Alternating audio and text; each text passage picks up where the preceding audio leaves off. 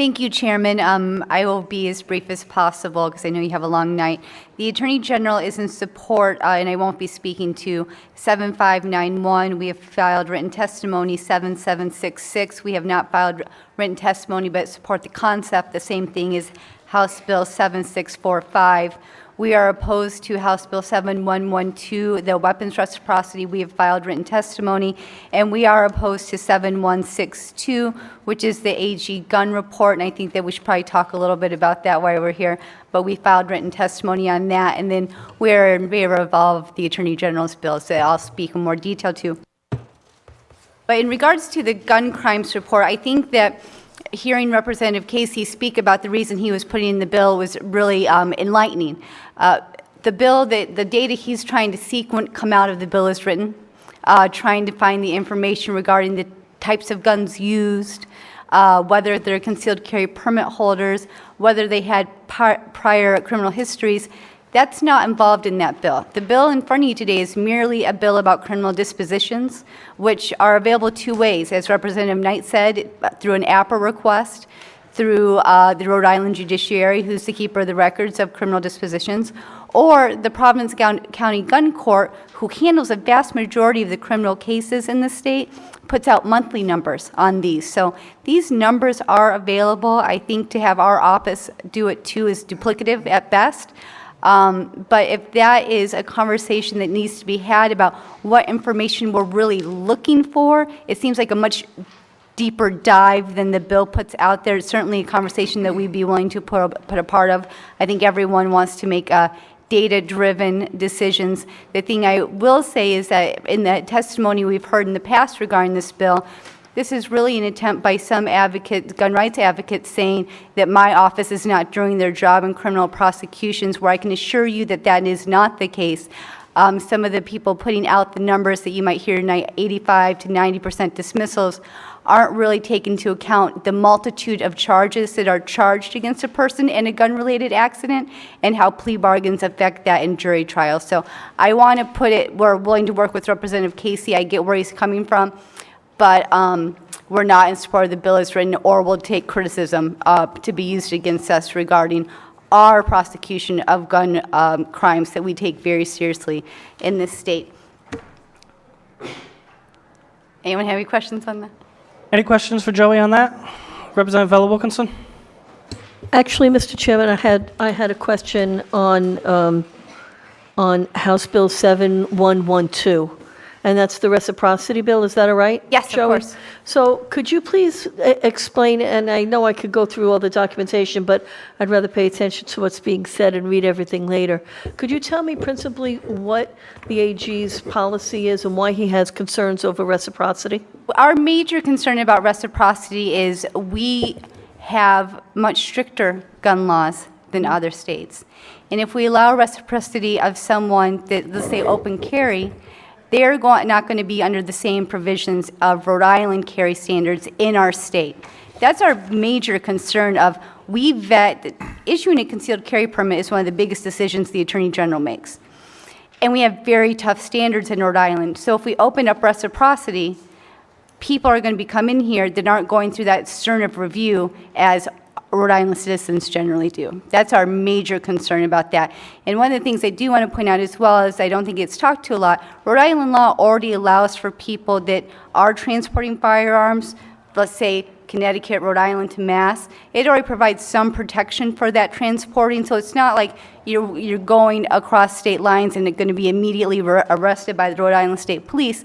There's already protections built in the law, but we are fearful of the people that have concealed carry permits from other jurisdictions that aren't as strictly looked at as our own citizens. May I continue, Mr. Chairman? Please. So, Joey, if the language of this bill was more inclusive and allowed for the Attorney General's office to review the particular state to make sure that they were in sync with Rhode Island, is that closer to getting us to reciprocity? I mean, should there be language specifically that says that we will allow reciprocity to those states who have the same standards that we do within the state of Rhode Island? Would that get us there? I think that a reciprocity agreement with another state in that being statutorily required would bring us much closer because it would give our office some authority. I don't know if that would bring the Attorney General to supporting the bill, but I can certainly bring it back and ask him. I would appreciate some feedback on that, please. Thank you, Mr. Chairman. Thank you. Anything further for Joey? I have one question, Mr. Yes. Chairman Craven. Hi, Joey.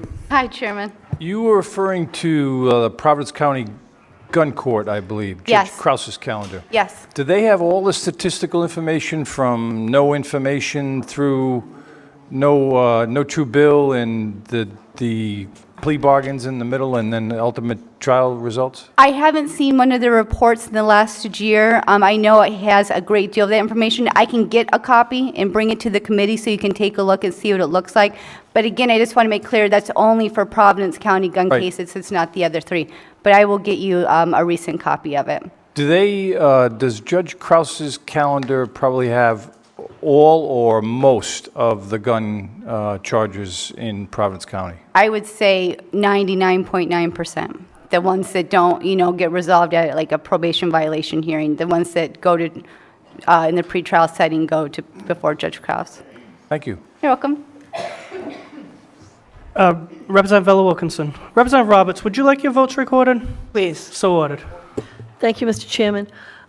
Actually, what I'd like to do, Joey, is turn your attention to Representative Slater's bill, which Yes. was House Bill 7644. And Yes. I was looking at that fiscal note with regards to what the typical cost would be for an applicant to pay if he or she was required to for the national records check, So, including the fingerprinting. just a couple things on that bill. The first one, answering your question, a national background check in the state of Rhode Island is $35.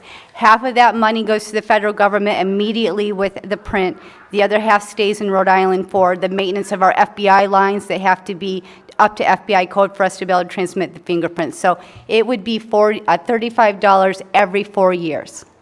So when you renew your CCW permit, you would get a new background check. So right now, may I continue, Mr. Chair? Please. So right now, the gun owners are required to pay a $40 fee when they're filing through the AG's office. Correct. So what does that cover? That covers our processing fees of doing any interviews that happen, doing the paperwork, making the reference calls. It's our own personal work on the application. So then it would, Looking at 50 different states' background checks because we can't submit fingerprints. so then, based on Representative Slater's bill, then it would raise the fee to $75? Well, it'd be two separate fees, but if you added them together, yes, it would be $75, which in comparison, ours is $40 for 4 years. If you added the national background check, it'd be $75 for 4 years. Massachusetts is $100 a year for a concealed carry permit. I do have a follow-on question, Chairman, if I'm going, Yes, if I'm going please. too far out, pull me in. No, go ahead. The only concern that I have, well, I have a couple of concerns, but one concern that I have, Joey, is that some of the municipalities are already charging exorbitant fees for the CCW.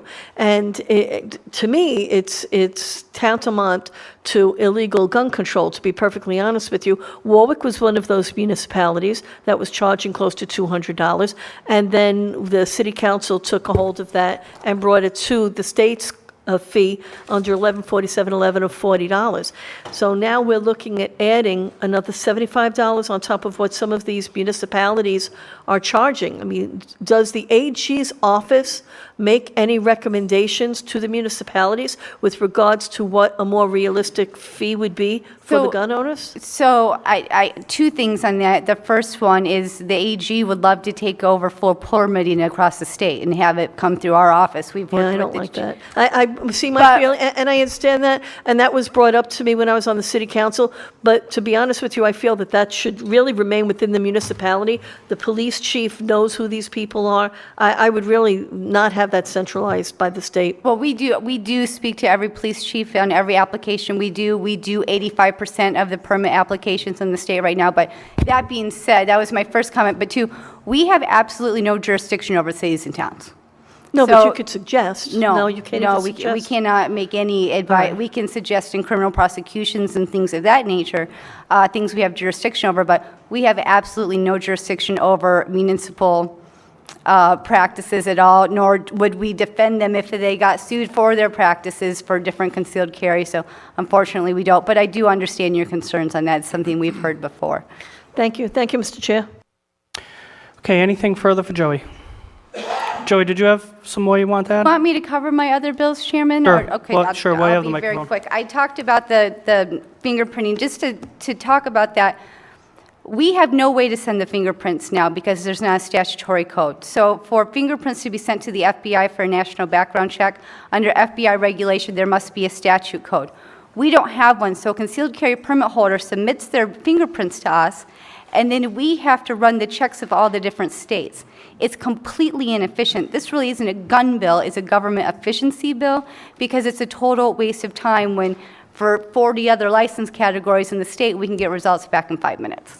So that's what that bill is really about.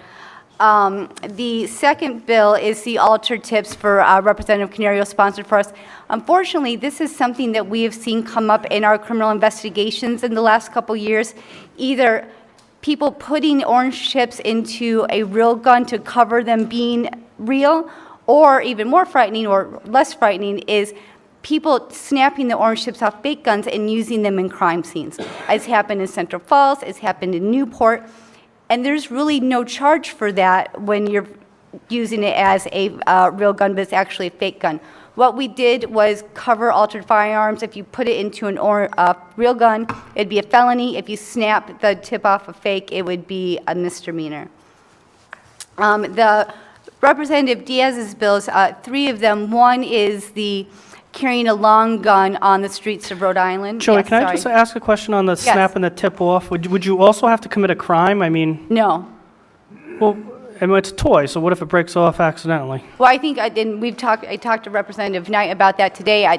That's clearly a term that you guys like a lot, which is law enforcement discretion. There's a lot difference of a 9-year-old being in their toy box and the tip breaks off than a 16-year-old downtown on Broad Street holding it up to someone. If that's something that the committee would like to see narrowed down on, I think that's something our office could work on if you would like to see that. Well, in that circumstance, you've got the person on the underlying crime, Right. too, which is going to be a more serious charge. I understand the concept, and it's important that we don't have people breaking toy orange pots off to perpetrate crimes, but let's think about that, and I'll ask the NRA when they come up with their position on that as well. Absolutely. All right, I'm sorry, I didn't mean to interrupt. Oh, it's okay. The next bill is Representative Diaz's 7597. This is the bill that allows someone to walk down Smith Street with an AR-15 legally. Right now, a person can carry a long arm anywhere in the state legally. And it's Omer from The Wire. If anyone's ever watched The Wire of Omer walking down the street with a long gun, it looks like it might be lost on you. But this would make that, clear up that loophole. There would still be the basic exemptions that there are for short guns, hunting, transporting. And also, it would make an enhancement for someone who delivers a firearm to a minor and that firearm is used in a crime of violence. It's an enhancement. We're seeing a lot of, because of another bill, that some street gangs are having the juveniles hold firearms because it's not a crime to merely possess a firearm. So this would make an enhancement for someone that does that. The possession by minors bill right now, it's only a crime for a minor to possess a firearm if they use it. We think that's kind of a pretty bad public policy decision. There's about 6 exemptions built in the law that we think protects rightful weapon possession by a juvenile. But when we know that there are dangerous juveniles on the street holding weapons because it's perfectly legal for them to do, I think that's a really wrong public safety message. And then straw purchasers, I think, Chairman, you said that perfectly. You have people that are lawfully evading state and federal gun prohibitions for another person's benefit or financial gain, and there's no accountability under state law, only federal law. The feds are never going to take that case, or if they do, it's going to be very rarely. And then finally, it's the 18 to 21 that Representative Diaz put out. We think it's pretty alarming that there's 2 different standards between a long gun and a short gun for purchasing and safety training purposes. The one difference our bill has than the other ones is that we add the blue card requirement to the purchase of a long gun, because people should have a safety class before they buy a firearm. We have spoken to DEM. They have some amendments they would like to see on that, but really for us, that's more of a General Assembly decision. So if you are going to move the bill forward, you do want to include the blue card, we would be more than willing to work with you all, DEM, to make sure the bill as written does what it needs to do. And sorry for taking so much time. Thank you. Okay, any questions for the Attorney General's office? Representative Vella Wilkinson. Thank you, Mr. Chairman. Actually, something did occur to me, Joey. Is there any other reason that an organization would require a national records check when you're dealing with the elderly, when you're dealing with children? What type of background checks, or is it only for the purpose of the gun owner? Oh, we have lots of background checks. You need a background check if you want to be a massage therapist, licensed. We have a background check if you want to be a teacher. We have a background check if you want to be a banker. We have a background check if you want to grow medical marijuana. There's probably about 45 different national background checks on the books right now. If you want to volunteer at a religious organization, you need a national background check. So how do those national background checks differ from the ones that are being referred to in House Bill 7644? In two ways. One, some of them you don't charge a fee, others you do. So on some of the earlier bills, the state or the municipality absorbed the fee. That's something that our office has been getting away from in the last 8 years. And then others have disqualifying information. So if you want to be a school teacher, you get a background check, and if you have past convictions of rape, child molestation, that means you're disqualified and therefore cannot work in the school. This bill doesn't have any disqualifying information because we're not looking to disqualify anyone from having a concealed carry permit. We're just looking to see the information we can already get in a faster way. But all of the statutes generally look very much the same, other than for those two provisions. I can provide you a list of them. If Yeah, I would like a list, and I'd also like to see within that list which are the ones where the candidate that's asking for the national records check has to absorb the fee, and which of those national background checks where the fee is paid for either by the municipality or the state. Okay, Thank you. you're welcome.